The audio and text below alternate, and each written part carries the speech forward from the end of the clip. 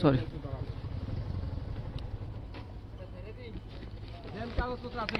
কাগজপত্র না বে? আচ্ছা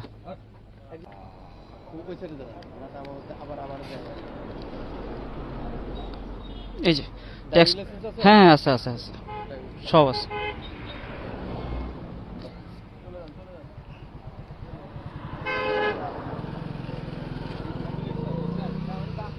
আপনার ইয়া কই? জি লাইসেন্স, গাড়ির লাইসেন্স কই? এই যে এই যে এই যে আপনার হাতেই তো, এই তো হ্যাঁ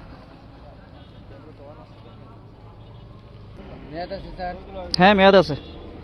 মেয়াদ বাড়াই দিতে?